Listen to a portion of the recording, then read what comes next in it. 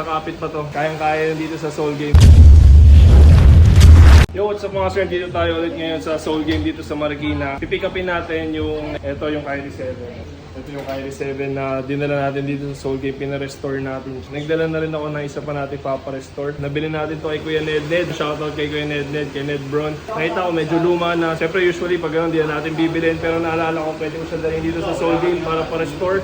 Dahil okay pa yung outsole niya eh. Kakapit pa to. Maganda pa yung grip niya, yung traction niya. So sayang naman kung hindi na magagamit. Maglalagay natin siya dito sa Soul Game. Hoping na paayos natin yan, no? Mga nakanganga na yan. Kayang-kaya dito sa Soul Game. Parang swap na nga eh.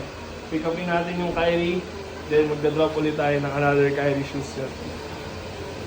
Ito yung bag na kasama nung Kaito natin. So babaklasin natin siya ng buo. Mag-apply tayo ngayon ng bagong glue para pagbalik ni sir within 3 to 6 weeks.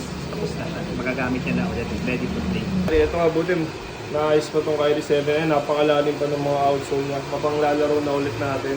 Thank you so much Soul Game. Kung gusto nyo magpa-clean, restore, and customize ng mga shoes nyo, dahil nyo lang sa Soul Game. Meron silang branch dito sa Marikina, meron sa Festival Mall, sa Alabang, tapos sa SM North. Sa mga gusto rin magpa-franchise, open na rin sila for franchise. So message nyo na yung FB page nila.